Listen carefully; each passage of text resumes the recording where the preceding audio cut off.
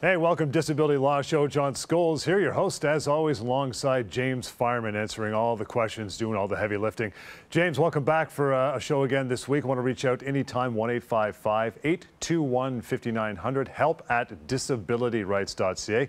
That is the email we use. Plus, we'll get to some phone calls from our long-running radio show as well. You want to go to disabilityrights.ca to find where you can catch some past shows and listen each week in the radio version as well. But this is the shorter half-hour televised version. James, so let's get right into it. Later on, we're going to get to 3 common excuses. We call them excuses why the insurers will deny long-term disability claims and how you fight back. That is coming up. But the week that was, what's going on in your world, pal? Well, I want to talk about a case that touches on an issue that we deal with virtually every television show, every radio show, and that's appeals. It's something that we always talk about in the context of, should you do this, because it's always an option that's given to people when they are denied or cut off benefits. And the answer very clearly, I want to be absolutely clear from the top, the answer is no. You should not be appealing when you're denied or cut off. You should be bringing a legal claim. And the reason is very simple. The reason is because when you appeal, the entire process is handled by the insurance company. There's no one overseeing them. There's no one making sure that they're doing it fairly. And very often, you're appealing because your doctor has told you you can't work, and the insurance company is still telling you that you should be back at work. And that is obviously not fair. And so how can you expect the insurance company to be fair after they've already shown that they're not willing to do so? And so they give you this option to appeal, and I'm saying don't do that. Now, the case I want to talk about is a particular client who signed up about 7-8 months ago. A very nice gentleman, very serious back injury. And over the course of 6 or 7 months before that, he had appealed his case not once, not twice, not 3 times. Believe it or not, John, he appealed his case 6 times. Wow. 6 times, and every single time he was denied. The last time I found to be the most interesting, because he had been seen by, I think, 4 or 5 different specialists, as well as his family doctor, and the insurer had also hired a medical consultant to take a look at the file. And not a single one of them were of the view that he could do anything for more than 30 or 40 minutes at a time. And if you can't sit or stand for more than 30 or 40 minutes, you're not going to be able to work. I don't understand how it would be possible to do so. But nonetheless, on this last appeal, the insurance adjuster, who was, I guess, the appeals specialist for this particular insurer, said all of this person's problems could be solved if he just stood up whenever his back started to hurt. Nice. As though he was going to be able to work 8 hours a day, 5 days a week, 52 weeks a year, simply sitting, standing, sitting, standing. It makes absolutely no sense. And so we got to an appeal, and this was about a week or 2 ago, or not an appeal, we got to mediation about a week or 2 ago, and had a very successful result. This is a gentleman, remember, who tried on his own appealing 6 times, and every single time he got a brick wall put up in front of him. We brought the claim, got the case resolved in well under a year, and he got a very good result. So that was a very nice story from the last couple of weeks.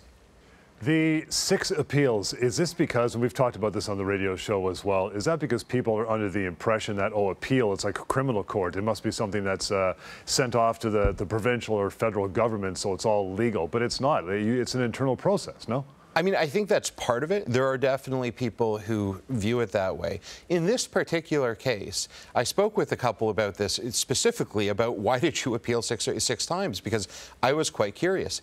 And it was actually his wife who had helped him do it, and she's an administrator herself, not in insurance, but she's an administrator.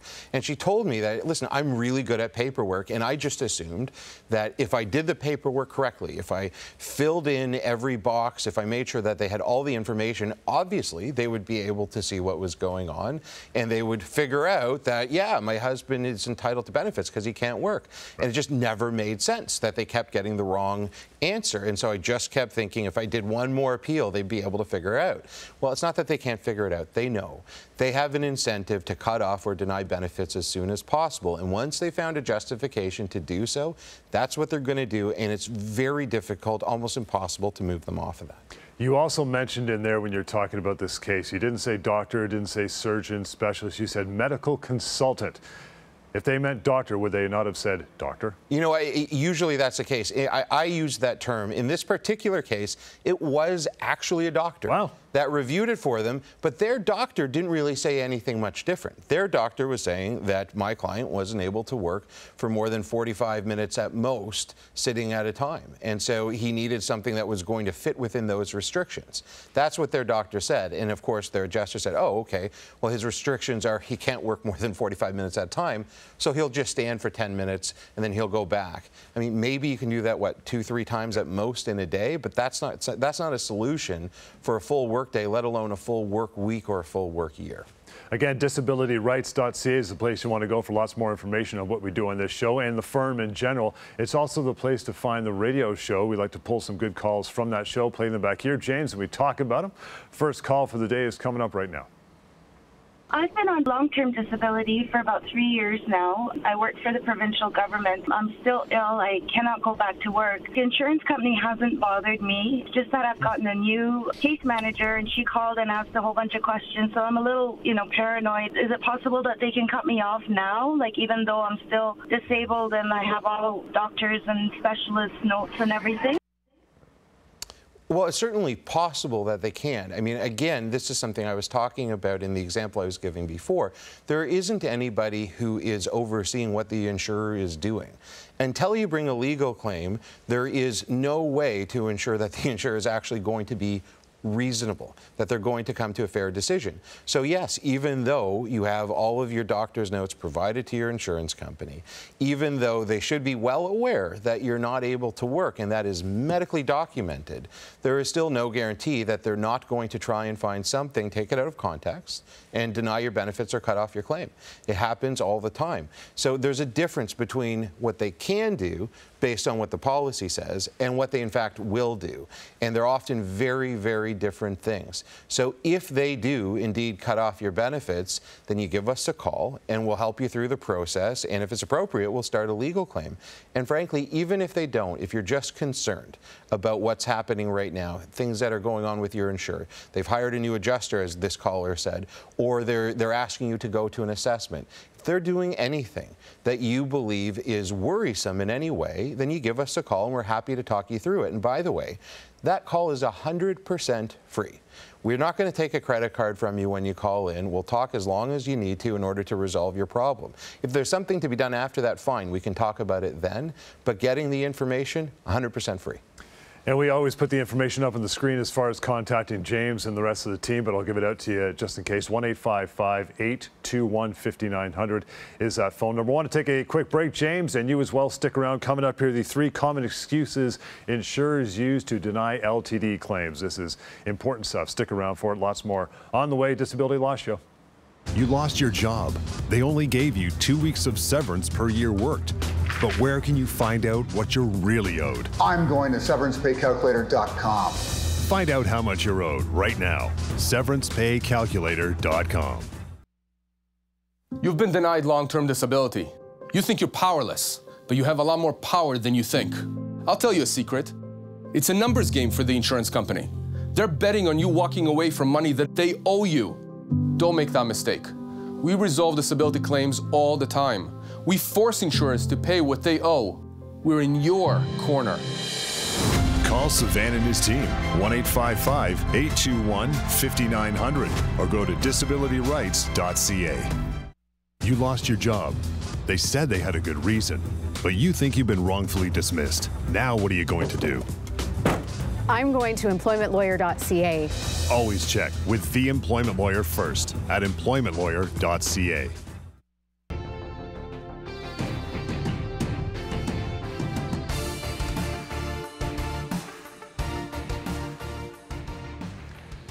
And welcome back to Disability Law Show. John Scholes, James Fireman this week, taking all the questions and giving out all the knowledge. Again, disabilityrights.ca is the website.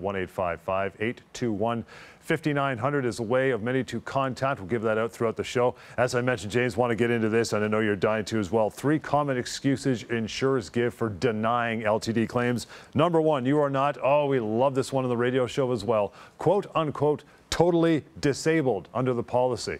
Yeah, it's a very interesting term that they use, because when you hear the phrase Totally disabled. It conjures up a particular image. You hear totally disabled and you think of someone who can't get out of bed, who can't cut their own food or bathe themselves, do the common regular day-to-day activities. But that's not what it means in the context of disability insurance. What it means is very specifically set out in your long-term disability policy.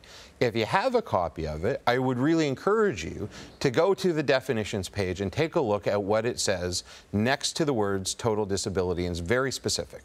What it says is you're totally disabled if you have a disability that prevents you from doing the primary duties of your own occupation, and then beyond 2 years, any occupation you're qualified for by training, education, or experience. That's all it means. It means you can't work. It doesn't mean anything more than that. And there are many people that have disabilities that are fully capable of doing a lot of things around the house, fully capable of getting out of bed and doing the groceries and making their own food and getting themselves changed and bathed and all of those things and many other things too. Just because you have something that qualifies as a total disability under an insurance policy does not mean that you can't be doing other things in your life that you wouldn't normally refer to as being totally disabled.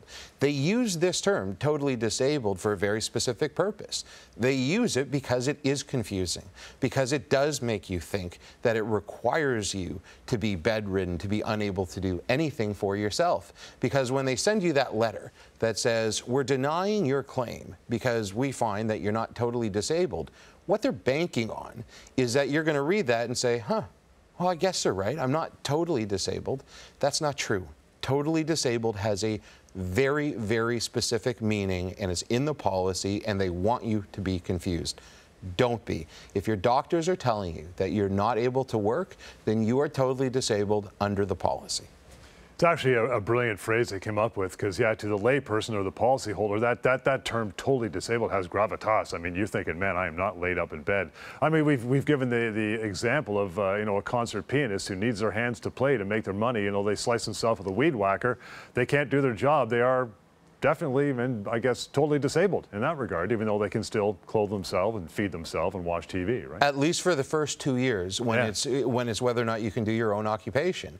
A concert pianist is a perfect example. If you've done something to your pinky finger and you can't use it anymore, for 99% of the world, it's a nuisance. Maybe you type a little bit slower, but you can still pretty much do anything. But if you're a concert pianist, you can't do that anymore. It's a perfect example of what I'm talking about.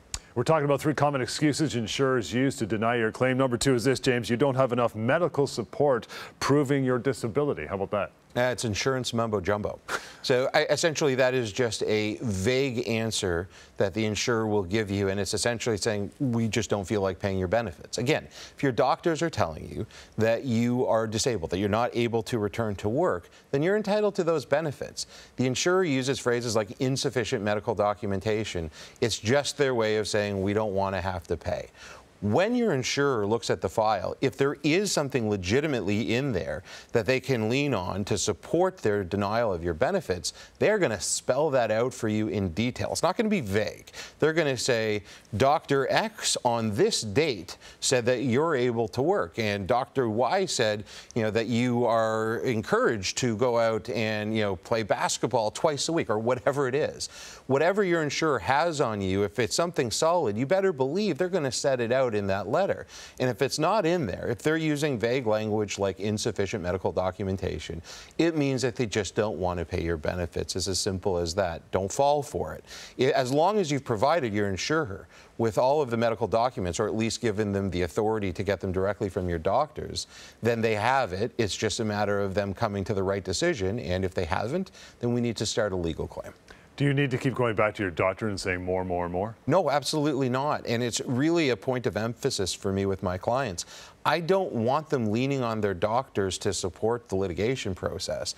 I don't want doctors having to go out of their way to do things because insurers are being obstinate. They shouldn't have to do that. That's not what their job is. Now, I need doctors' help at least in providing the documents that they have in their file. But beyond that, maybe once in a while, I'll ask them to provide me with a very short letter, but even that's pretty rare. Usually, I just want them to provide me with their file, and I don't want my clients going back to their doctors insurers and bothering them because the insurer refuses to read what is in the file. And if they've refused to read it once or twice, or in some cases 6 times, there's no particular reason to believe that on the next time, all of a sudden the insurer is going to read what has always been there in black and white from the beginning. The third of 3 excuses is this, James, and this one on the surface, it sounds like it's got some teeth, and that is simply you filed your LTD claim too late. Yeah, so there are different deadlines that we deal with in disability insurance, and one of them is a deadline for filing an application. Yep. So this is right after you become disabled and you decide, or your doctors tell you can't work, and you decide to bring an application for long-term disability benefits. Well, there are always going to be timelines that require you to send that application to the insurer. And the application will have a form that your doctor will fill out, your employer will fill out, another form that you fill out. That's the basic application package. And so you have to get that to your insurance company within a set period of time. Often it's 60 days or 90 days, something in that ballpark. But people can be late on that, and there are all kinds of reasons why you might be. And if you are late, within reason, especially if you have any kind of a valid excuse, your insurer still has to process your claim. It's called relief from forfeiture, and there have been several cases. I know it's a legal term, and I try and avoid them on the show, but there have been several cases that have gone through the courts fairly recently, where the courts have said very clearly, disability insurance companies that have received applications late, especially where there is an excuse and it hasn't been an inordinate amount of time, are required to process the claim. Now, that doesn't mean that you should just sit on it or that you should not worry about hitting the deadline. You want to hit the deadline. You want to make sure you get it in before the deadline is there so that they don't even have a superficial reason for denying your claim. But if you find yourself in the situation for whatever reason that you've missed that application deadline, give us a call because, again, more often than not, there's going to be something that we can do to ensure that your insurance company is going to process that claim. Now, I want to be very clear about something, John. This is not the same thing as the deadline or the limitation period for filing a legal claim after your benefits have been denied or cut off. That's a very different situation. If you've already made the application and the insurer has denied your claim or initially approved it and then cut you off, from that point where you get that denial or cutoff letter, you have 2 years to bring a legal claim. And if you don't do it within those 2 years, there's almost nothing you can do to get around that. For all intents and purposes, there is nothing you can do to get around that. So those are very different deadlines that you have to keep aware of. In all cases, you're much better off trying to make sure that you get everything done before either deadline approaches. But if you haven't applied in time, give us a call. We can likely help. I want to mention as well that, and it often comes up in the show when Savannah's here co-hosting with you, that the firm also does a lot of employment law because there's a lot of crossover between employment law and disability law. And in that regard, we haven't talked about it yet, but I just want to make a quick mention. I know you'll back me up on this. PocketEmploymentLawyer.ca, wonderful website, absolutely free. It's anonymous. There is a contact button at the top right. But it deals with a lot of employment law, but there is a section there as well, quite a robust section on disability law, right? Yeah, no, it will allow you to go in and get answers to all kinds of questions that you might already have. Again, as you mentioned, anonymously, and it is something that's used by thousands and thousands of people. On the employment side, as far as I'm aware, it's actually the leading resource for quick information. If you want to know, roughly speaking, what your employment case is worth, that's going to spit it out, and that's where everyone goes to. Right. People who teach employment law use the Pocket Employment Lawyer. Other law firms are using the Pocket Employment Lawyer. That's how popular it is, but it's equally useful on the disability side. It's going to help you understand the value of your case going forward. Now, it's not going to give you the precise answer because we don't know at the beginning, but it's going to give you a ballpark. It's going to answer a lot of questions that you might have and give you an opportunity to get more information if you want it. It's a fantastic tool, and I couldn't recommend it more highly. Again, PocketEmploymentLawyer.ca is where you'll find that, absolutely free and anonymous. Check it out as we go into a break here. When we come back, lots more to go. This is a disability law show. Stick around. You were being harassed, and when you said something about it, you're the one who lost your job. Now what are you going to do? I'm going to EmploymentLawyer.ca. Always check with the employment lawyer first at EmploymentLawyer.ca. Insurance companies deny long-term disability claims all the time. They give lots of excuses. Don't give up. I've seen it all. They've ignored your doctors, they've ignored you. You're angry and you're frustrated. But there's hope. We resolve disability claims all the time. We force insurers to pay what they owe.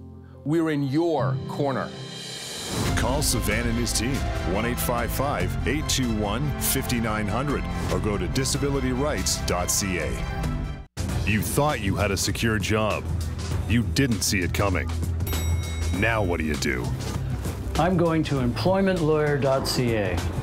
Always check with the employment lawyer first at employmentlawyer.ca.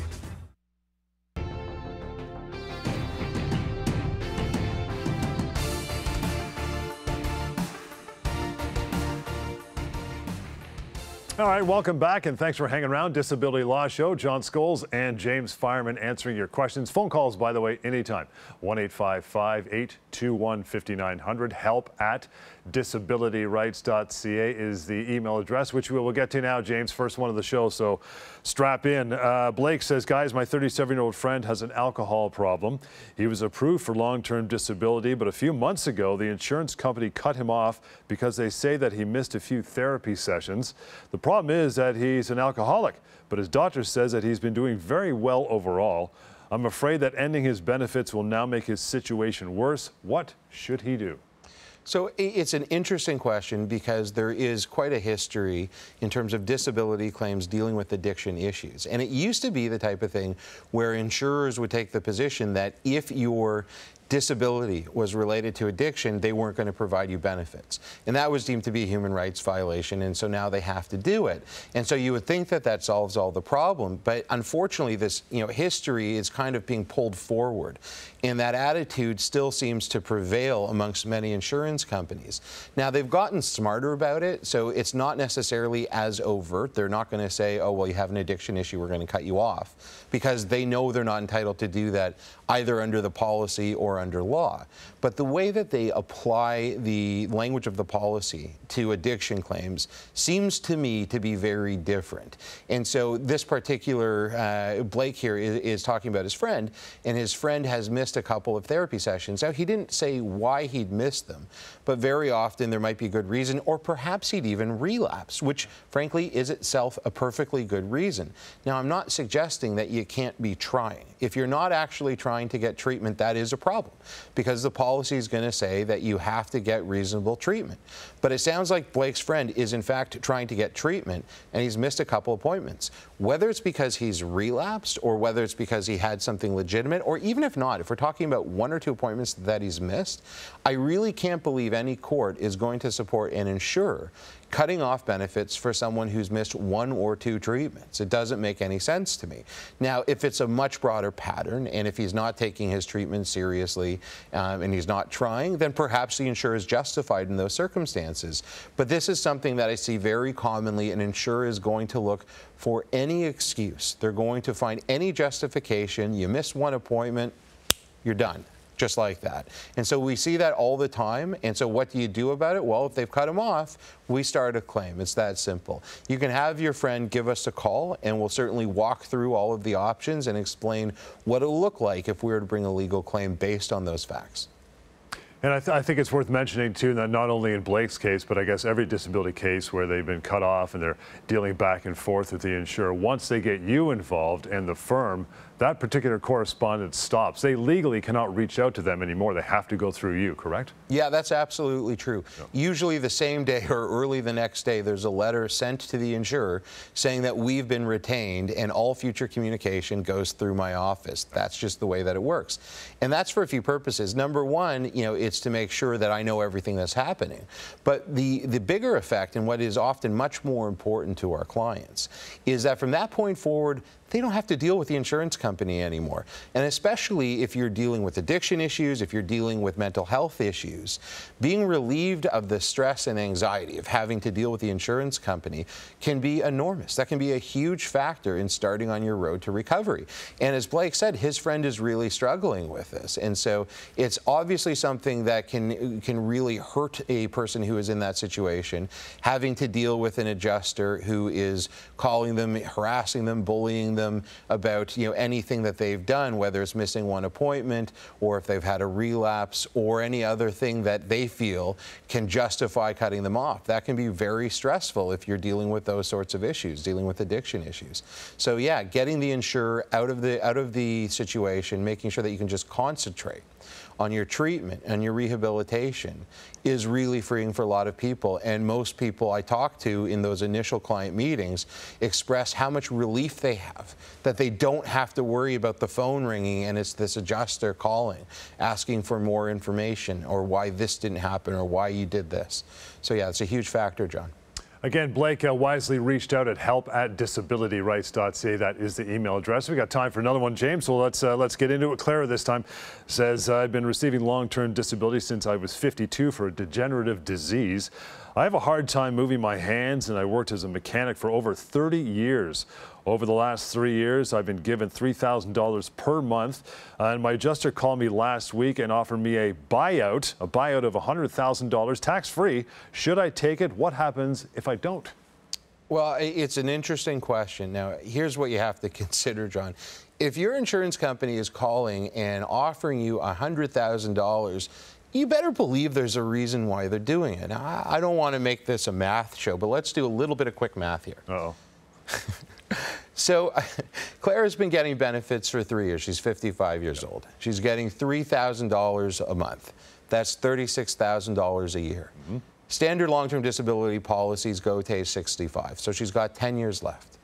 At $36,000 a year, that's $360,000 that she's entitled to. They've already paid her beyond the 2-year period, so it means they've already accepted that she is disabled from any occupation. Right. And if she's got arthritis that's degenerative, it's getting worse as time goes on, the likelihood is that she is never going to be able to work again. It means the value of her future benefits right now is $360,000, slightly less if you take the net present value, but in all cases more than $300,000 for sure. And so when the insurer is calling up and saying, oh, well, we're going to offer you this $100,000, it's for a good reason. It's not a good deal. And if they present it that way, that's pretty disingenuous. They're doing it because they're trying to get out from an extra $250,000. Plain and simple. Now, what can you do about this? Well, you give us a call. If you're in this situation, if your insurance company has offered you a buyout of your future benefits, give us a call. And I absolutely 100% promise you this. If they have actually made you a fair deal, and I've yet to hear one, but if they've actually made you a fair offer without a lawyer being present, I will tell you that. I'm not going to get in the way, and if I can't get you more money in your pocket, then what would the point of hiring me be? Even if I could get a little bit more, if I can't justify what you're paying me to do it, then there's no point. And I'm going to tell you that straight up. But very simple, this is exactly what we see when people are offered lump sum buyouts before they get into litigation. You see the insurance company trying to take advantage of a claimant who perhaps doesn't understand what the real value is in those future benefits. So it's very simple. You say, no, thank you. If you are curious about it, you give us a call and we talk through it, but that would absolutely be the answer I would tell Clara to give her insurer. And in this particular case, there would be no reason for me to be retained. I would just be happy to talk to Clara on the phone and give free advice here. In this case, she emailed, so she's already got that advice. But if you're in this situation, it's very simple to deal with.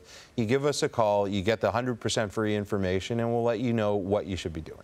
Yeah, it's pretty interesting because when you dissect it, it's 30 cents on the dollar, but for the layperson, wow, $100,000, cash me out. Yeah, that's true. It's, you know, it's a nice round number. Yeah. And it's a hard thing to, you know, to turn your back to. You think, wow, $100,000 in my pocket today. Now, you know, there are benefits to taking a buyout, and there are some reasons why you might take a discount. It's certainly, you know, nice to get everything paid up front, and there can be tax benefits to it as well, too, but certainly not nearly enough to make up the difference between $360,000 and $100,000. If they're offering it to you, it's for a reason, and that reason is always going to be because it benefits the insurance company, not you. All right, my friend, we are done for another show. Appreciate you giving all the information out, and thank you for hanging with us as well. You want to reach out now that we are done. James, a member of the team, no problem. 1-855-821-5900. That email address is simply help@disabilityrights.ca, and the website disabilityrights.ca is a place to catch past shows and our radio show links to that as well. And we mentioned it a short time ago, pocketemploymentlawyer.ca. Although the title is employment, there's a robust section on disability law you can use anytime you'd like as well. Absolutely free and anonymous. We'll catch you next time. Disability Law Show.